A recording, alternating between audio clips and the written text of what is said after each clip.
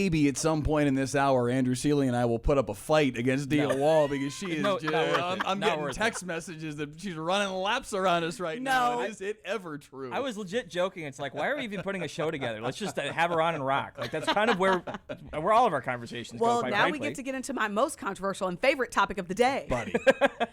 It's the most controversial topic in sports right now. It's stunning. It really is. Brendan Sorsby and Texas Tech, the ruling that came down, I believe it was Monday, that he's being granted an injunction.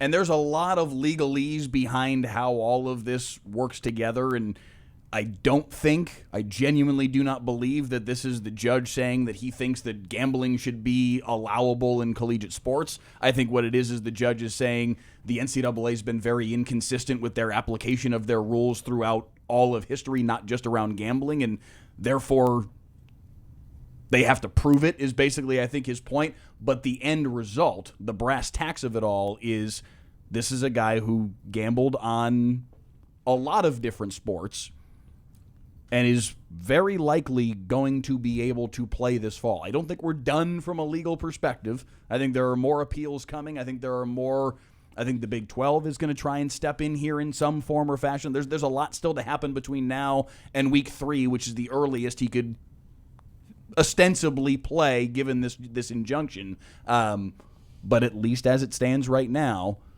a guy who bet on sports, who bet on college football, and there's murkiness relative to whether he bet against his own. Like, seriously, like, this is the boilerplate part of this, right? My issue, and again, throughout all of this, not even the legalese part of it, it's about the adults in the room. And we just saw the 5 adults in the room. We can call up the VO30 here, sit around a table and try and pretend like it's not an issue. Like, this is the tweet that Texas Tech threw out here, trying to sit there and make excuses for all this. And again, I want to be clear. There are 2 elements to this, right? First of all, there's a kid that seriously probably has a gambling problem and needs help.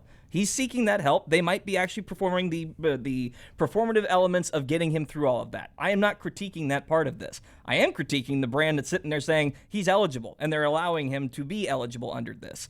That's where all of this backlash is coming from, is the fact that he could take the field. You having a problem, I can have grace for that.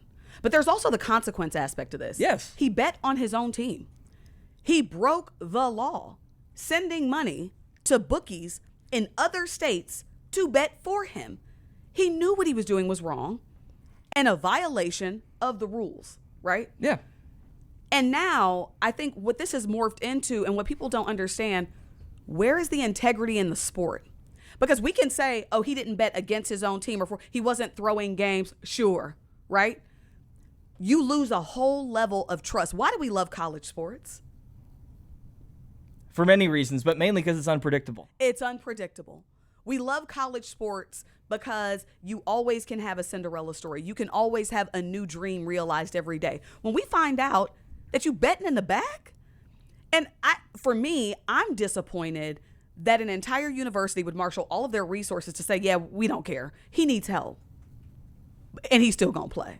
Yeah. What? That's the thing. And I also take issue with, imagine every single other school. There have been other players who have lost all eligibility for the same thing. And most of them self-reported, which is the other side of it. There we go. Yeah. He got caught.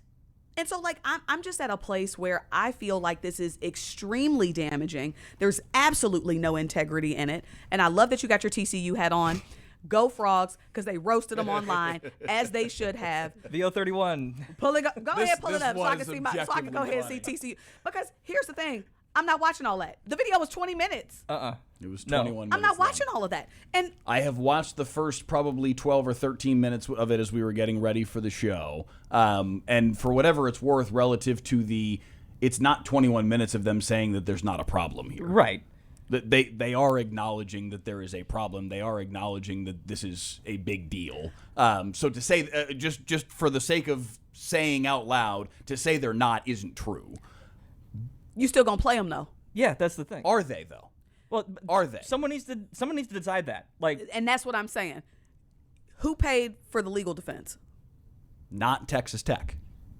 Okay. They made that very clear in this video that we had nothing to do with paying for his legal defense. Okay. So what we gonna do the next time? Imagine all the players who've lost their eligibility over this. What do you say to them? What do you say to the schools that have lost players? In the league, in professional leagues, players lose the right to play. Literally within recent memory, guys getting busted on gambling probes by the FBI and getting banned for life. Like, that's... Well, hang on a second. A gambling probe is a little different. Now we're talking about guys in the NBA that were provably throwing games. Okay, that is a sure. very different... This is not that. What this is Calvin Ridley with the Falcons. That's the comp. This is not this is not the NBA guys throwing games. No, that is a completely different stratosphere. But the reason why I'm saying that is you dip your toe in it, you don't know how far it goes. And again, when he did this in this environment to begin with, you're going to re-inject him back into that environment, provably with a support system, sure, but like through Texas Tech. Was to make the claim that he's going to continue that forward into the NFL. And that's why, to me, I'm like, when Dia brought up in terms of the bottom line of sports and why we care about it, it's also that we want to embrace it from the standpoint of it's not the WWE. It wasn't written in advance. Someone's not gaining from it on the back channels of it. And the moment you touch that, and the moment you get underneath the bottom line of every league, it's hands off. Like, that changes how we interact with the sport. And now you have all of these questions about the makeup of the judges. Yep. You have all of these questions about if the system is indeed fair.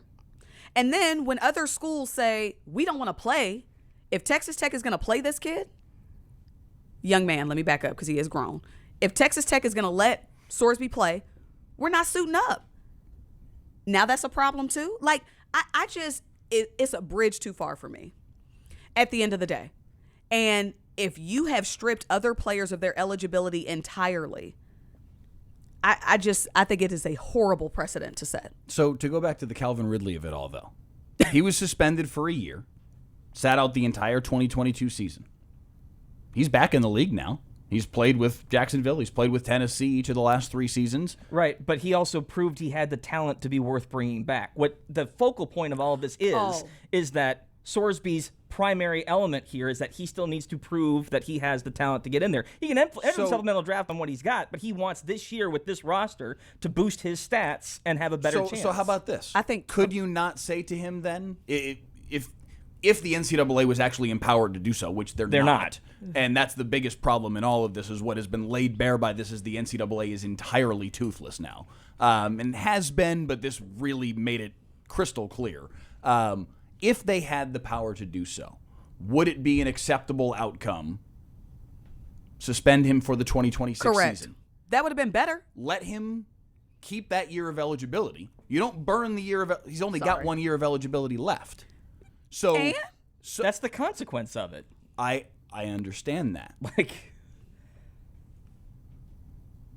why is that so terrible? Say, okay, you cannot play 2026, but we'll pause your eligibility. Prove it to us that you, not with a 2-game suspension, not with a couple of months, has it even been 2 months that he's been doing rehab and since he's even been caught with all of this? An issue with rehab in general is sit there and think, oh, I've been through it for a month, I'm good. Mm-hmm. Like, it's a long-term process. So that's I'm trying to walk down a hypothetical path. No, I know. Prove it to us for a year. But how does that, here's my question. How does, hey, you get to keep your eligibility, we just push it down the line. How does that deter this moving forward? Because all you're doing is taking a red shirt. That's what it is. Here's the thing. Homeboy got 2 games. 2 games. And I just think it is completely unfair to players at the college level who have lost their eligibility entirely for the same thing, just because you are in a position where there are a lot more vested interests in you being able to compete and get on that field. I am going to root for the small schools the same way I do for the big ones. And I think that what you see happening now, and another part of the backlash is Texas Tech got more money than Jesus. So the boosters, the support is through the roof. He's getting breaks and consideration, all this deference that the average player that's at an Iowa or a Rice or an Oregon is never going to get. But that's part of it, right? Like, yes. That's to me where the breaking point in all of this is. They've got all this money. I'm not suggesting they're going to find a quarterback this year. Yeah. But this is a wasted investment. That happens. Move on. There's no reason to stake your claim behind this kid other than to get him the help that he needs. We got to go to break allegedly. But what I'm going to say is this. If it take a 20-minute video, Mike, come on, baby blues. Oh, it's not break time yet. We got something else in this block. I just want to ask one more question here. And seriously, so far, and I grant you that there is absolutely the possibility that come September we'll have a really good answer. So far, what has Tech done wrong? Not Sorsby. Tech. What have they done wrong in this situation? First of all, the PR department is a nightmare. Putting out this 20-minute video, the email that was sent to students. Probably not a thing I would have done. It's a whole bunch of, like, I don't really want to take responsibility, but I'm also going to try to lightweight, soft launch a couple of excuses so that we can make his welcome when he does get to play, if he plays, a little smoother. And that's all I'm saying. Like, if they decide we are going to roll with this and we're going to play him week 3, week 6, whatever, then the conversation changes. Right now, he has not played it down for them. But that's kind of the point. Is like, why go through all of this trouble if you aren't setting the stage for that? Correct. That's why the backlash is like, it's nice that, well, he hasn't played it down yet. Fine. You don't have to. They can still come out of this on the right side, get him the help that he needs. Don't play him. We're done. But the reason why they're doing all of this is because of the fact that they are setting this up. Mm-hmm. And that's kind of a disingenuous argument to sit there and say, well, they haven't done anything wrong yet. It's called a soft launch. Yeah. Also, like, you're talking about Texas Tech boosters donating to, Ken Paxton and trying to get this before all of the other legalese that can happen and try and prevent other teams from waging their own kind of censorship on this. In other words, waging the power that they already have by the bylaws of the Big 12, which is crazy. Like, that's happening behind the scenes from Tech boosters, whether it's Tech's organization or not. Like, again, that's the disingenuous part of this argument. They want their cake and eat it too, and they don't care what it looks like on the backside because this is the 0.1% chance across all things that it falls in their favor. What do we think the Big 12 does here? Because they do have the ability to sanction Texas Tech in some form or fashion. But the Big 12 also wants to have success in football. And they've got a much better chance of a team making the college football playoff, having success in the college football playoff. Well, they're guaranteed one, yeah, right? One conference champion gets in. Your conference champion, sure. But if you only get one team in, it's a stain on your conference. It's more of a stain to have this happen, though. I think that's everyone's point across the league. Truthfully, I would agree with that. And the only other thing that I would offer that I don't know that I've said about this is I also really, really get the ick, as the kids say, that you try to transfer the righteous indignation of college football fans all over this country by saying, but we just want to get them help. That ain't what this is about. Anybody placing that... Would any school handle this any differently? I don't think it's about that, though. Like, we'd be throwing everybody under the bus. Would any fan base... Sure. Whoever it is. Tech finds themselves at the center of this. They knew about this. They brought him in. They paid him this contract. I don't think they knew about it when they brought him in January. I think they found out about it 2 or 3 months later. Listen, if any of us go to a job, no matter how valuable we are, Dia or Mike, whichever, I'm not throwing myself out there, yes. If you go someplace else, they find something out in your past, you're gone. I will say this. Him having a problem, that can be true. And people can acknowledge that. Yeah. And Texas Tech may be 100% honest when they're saying we just want to get him the help that he needs. But that's really not what this is about. And that's not why people are upset. So I tend to be of the opinion they know what they're doing. They've done it. When TCU hired a football coach with the last name Briles, the fan base revolted. The other fan base didn't. I'm going to leave it at that.